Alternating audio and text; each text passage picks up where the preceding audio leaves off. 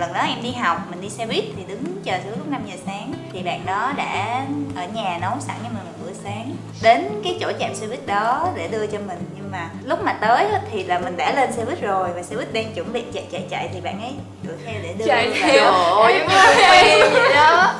Đó mọi người. Anh đang tưởng tượng giống như phim đó chị.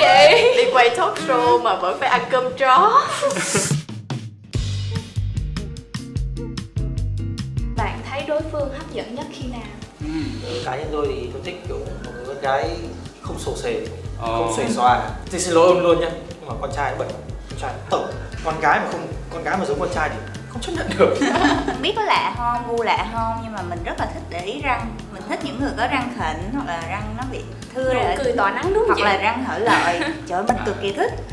Đấy, như thế này là mình sẽ để ý ngay lập tức. Mình thì hay bị hấp dẫn bởi những cái đôi mắt mà to tròn mà cái mí nó rõ, mí rõ to tròn và nó chỉ cần chớp nhẹ thôi. Ba chị em ở đây đều mí to tròn đấy. Đẹp kìa. Đó đó cũng to tròn Đấy để là rõ ràng. là Đó cũng to tròn để đấy rõ ràng. là cái thật sự luôn. Vâng, rất đẹp.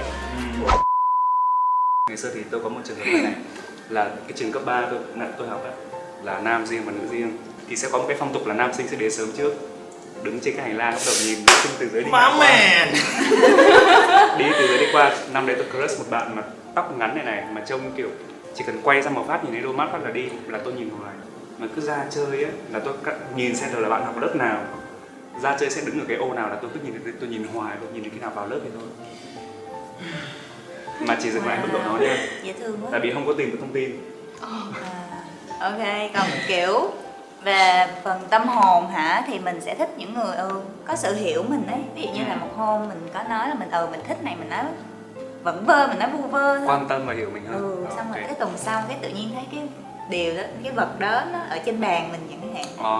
Cả mình cứ khi nào mình ốm vãi nồi không thể dậy được ấy, kiểu ốm liệt giường luôn ấy, xong tự nhiên có một bát cháo dầu siêu hấp dẫn luôn. Từ đấy trở đi là mình không thể thoát được khỏi người này. Cái kiểu đó thì có thể tạm coi được là kiểu mưa dầm thấm lâu không? Không phải là yêu từ cái nhìn đầu tiên ha. Yêu từ bát cháo đầu tiên. Bạn làm gì để hấp dẫn đối phương? Em là một người đúng là khá là bị động trong tình cảm. Trong một khoảnh khắc nào đó giống như anh nói là kiểu mình thấy mình bị thu hút bởi người đó thì mình cũng để ý đến người đó nhiều hơn những người bình thường một chút. Nhưng mà mình vẫn được yên và không làm gì. Dạ đúng rồi. Nhưng mà ý là xinh như bạn thì chắc cũng nhiều người tấn công chứ. Ai cũng có suy nghĩ là xinh thì sẽ có nhiều người tấn công, cho nên là ai cũng không tấn công luôn. Sao nhỉ? Cũng có chiến thuật hết cả mà. Hồi đó là mình biết bạn trai mình thích con gái kiểu hơi tóc ngắn, hơi cá tính thì mình cũng cắt ra. Vậy là mình sẽ chủ động, mình thay đổi theo cái style của bạn đó. Nhưng chỉ thời đầu Hy sinh tí thôi. Hai con tép để bắt được con tôm. Đúng chính xác. Nam sẽ lựa ra được một cái hình tượng mà Nam muốn, cho người ta thấy ở cái thời điểm đó. Mình sẽ diễn với cái bài đó trước, sau đó mình xả xuống sau.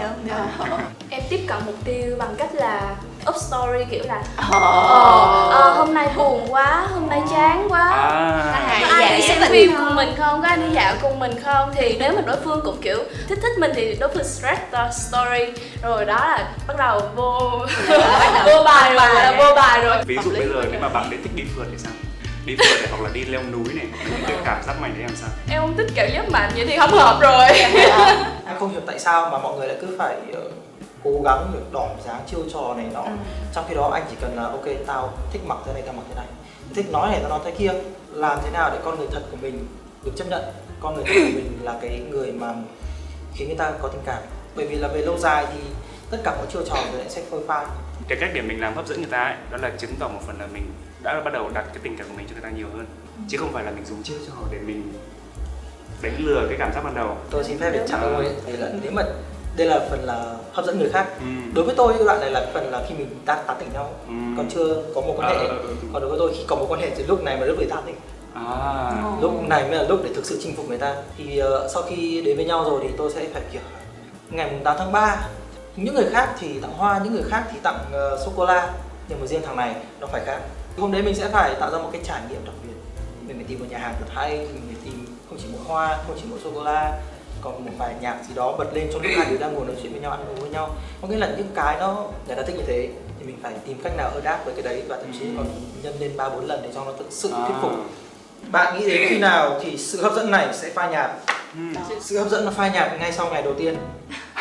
Chưa gặp nhau bao giờ, chưa nói chuyện với nhau bao giờ, thì có thể tôi sẽ nghĩ là cô này không biết tên là gì, bao nhiêu tuổi, năm nay làm gì rồi. Nhưng mà khi mình bắt đầu nói chuyện với nhau rồi thì bắt đầu những câu hỏi đấy mới được trả lời. Sự hấp dẫn nó sẽ bị phai nhạt mà lúc mà bắt đầu yêu đó, bắt đầu yêu thì kiểu cái tính xấu của người này sẽ được khoe ra, thì lúc đó là cảm thấy không còn hấp dẫn như lúc đầu mới gặp nữa. Hồi xưa thì kiểu ngày nào cũng chờ em đi học, ngày nào cũng chờ em cả buổi, nhưng mà bây giờ thì thôi tự đi đó, kiểu vậy đó. Cái sự hấp dẫn nó bị giảm đi chắc là khi mà mình cảm thấy là tình cảm của mình dành cho người đó không còn. Những cái ngày xưa mình cảm thấy là tính của người đó dễ thương, ví dụ như là nhõng nhẽo nè, thích được chở đi ăn, nhưng mà khi mà cái tình cảm của mình không còn được như ban đầu nữa thì mình sẽ cảm thấy rất là phiền. Mình cũng gặp cái tình trạng là mất cái sự hấp dẫn trong mối quan hệ của mình, nhưng mà mình nghĩ, mình tin rằng một mối quan hệ nó phải là do bản thân mình và đối tác cùng nhau xây dựng. Cái việc mà cãi vã nhiều nó cũng có gây hết yêu. Việt Nam có biết được một vài cái tài liệu về là khoa học người ta đã chứng minh nha, là khi mà mình đã cãi nhau quá nhiều thì trong cái bản thân mình sản sinh ra một cái hormone gọi là một cái hormone về nỗi đau. Khi mà mình cãi nhau, ví dụ qua một ngày đến ngày thứ hai thì hormone nó tiết ra quá nhiều, khiến cho cái bản thân mình nó bị nhờn đến nỗi đau đó. Khi mà để quá đến ngày thứ ba phát là tự bản thân mình sẽ cảm thấy mình không còn thiết tha mối quan hệ này nữa. Thế nên là Nam đã rút ra một kinh nghiệm là khi mà mình quen nhau ấy, mình hạn chế cãi nhau. Riêng mối quan hệ của mình nha, mình lại thích sự cãi nhau bởi một điều là bạn của mình, bạn ấy khá là lặng tính, khá là trầm tính và tránh những cái xung đột để cho mọi chuyện im lặng, cho nên thường bạn ấy sẽ nhưng mà mình biết điều đó không có lành mạnh. Cái này hơi phân biệt nam nữ một tí. Đàn ông thì lúc nào bình tĩnh hơn, còn phụ nữ một khi đã sôi máu lên thì không kiềm chế, rất khó kiềm chế. Cho nên là thôi, thằng đàn ông thì tốt nhất là nhịn một tí. Chẳng nhịn một tí đâu. Anh nhiều nghĩ là tí. Đôi khi con gái có những cái rất là lạ kỳ, có nghĩa là mình cố tình gây sự, nhưng mà nếu mà được nhịn thì mình cũng không vui.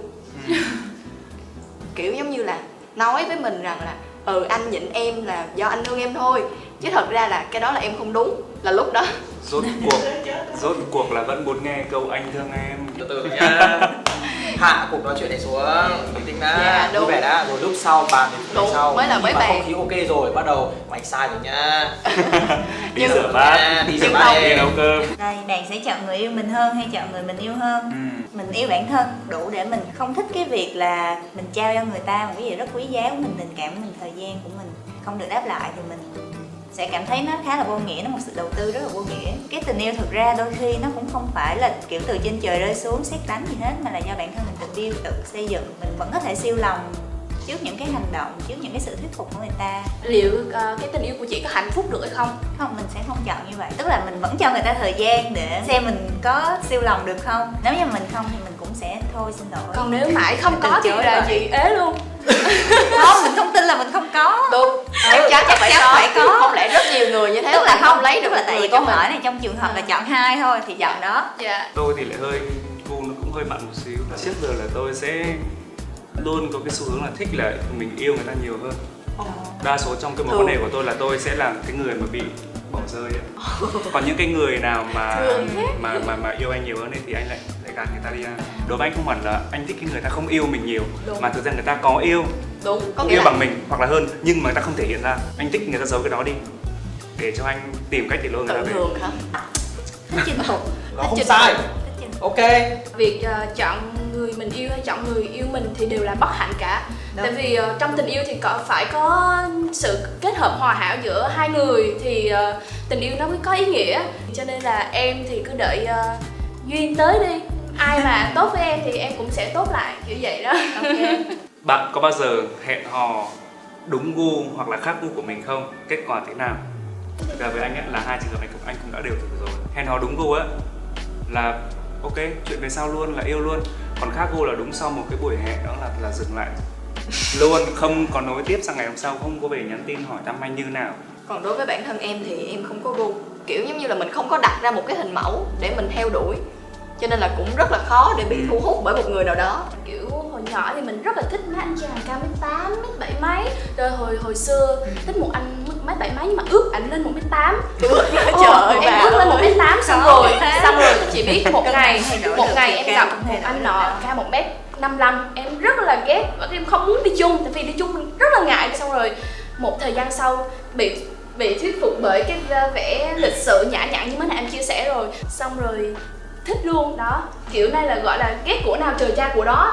Còn cũng có những cái đợt mà hẹn hò những cái anh đẹp trai cao to đó, nhưng mà để em đợi tầm 15 phút nửa tiếng là em cho ấy liền, tại vì kiểu đàn ông con trai mà kiểu trau chuốt quá về ngoại hình nhưng mà không có để ý là bạn gái chuẩn bị đang hẹn hò, đang phải chờ mình đó. Như vậy thì em kiểu em hơi bị đánh giá liền, em không có thích những gu như vậy. Em chỉ em quay đầu xe liền, em quẹo lịch sự nhã nhặn thông minh đó. Yêu nhau á, chia tay thì ok, nhưng mà cưới nhau về ly hôn thì em không thích. Chỉ là sống thử thì đâu có pháp lý để bảo vệ đâu. Và gia đình mình có đồng ý cái việc đó hay không? Đừng để cái tiếng thị phi nó ảnh hưởng tới mình. Nếu mà biết được cái trên live kia rất là khó chịu. Nếu bạn chấp nhận được thì ok, chúng ta đến với nhau. Em đang chửi anh đó em.